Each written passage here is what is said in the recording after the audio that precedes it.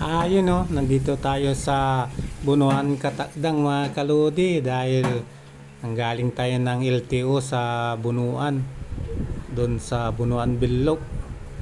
So ayan, pauwi na tayo ng Dagupan. Dito pala tayo sa parte ng Dawol mga kaludi. Itong parte ng Dawol ay ginagawa ulit ng tulay dito dahil may damage yung tulay dito, kaya gumagawa sila ng bagong tulay.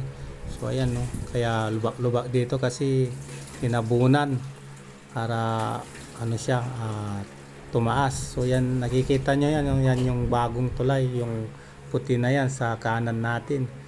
Ayan, kaya pala dito tayo ngayon dahil yun nga, kanina may sinamahan tayong pumunta ng LTO. Yung LTO pala mga kaludi ay sa Bunuan na. Yung marami pang di nakakaalam, yung mga iba dyan sa Bunuan na yung LTO mga kaludi. Yung mga drivers dyan na hindi pa alam yung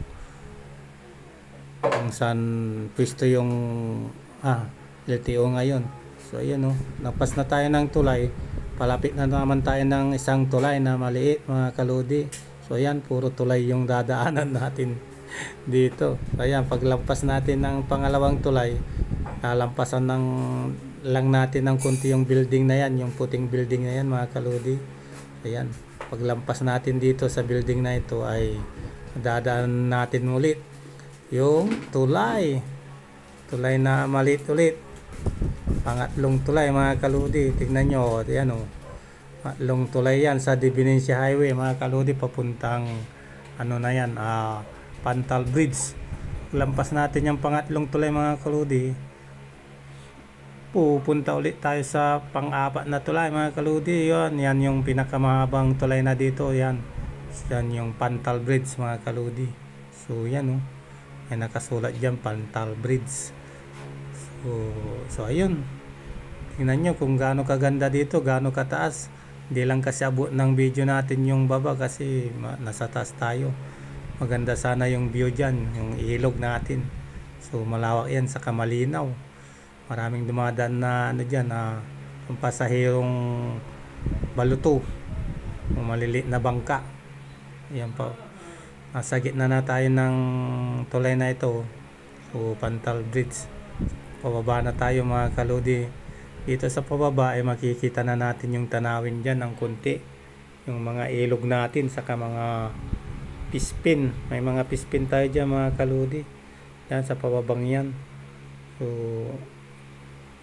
kaliwang gilid natin yan ay internal.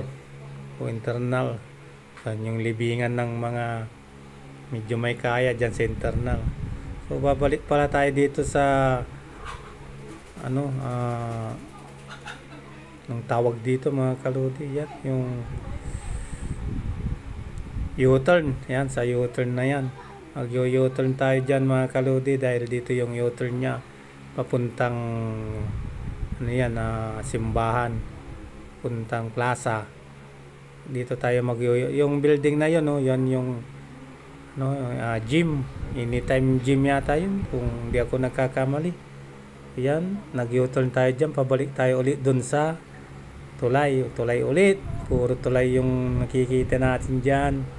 Yan, pabalik tayo ng tulay, tapos dadaan tayo ng silong ng tulay.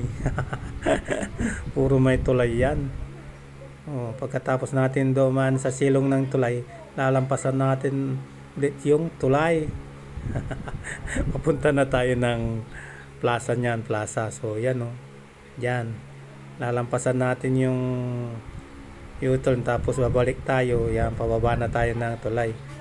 So yun yan, dito dati yung LTO mga kaludi. So ang natitira na lang dito ay MBI, tapos yung mga emission, tapos yung mga insurance. So yan yung MBI mga kaludi. Kung hindi pa nakakaalam dyan,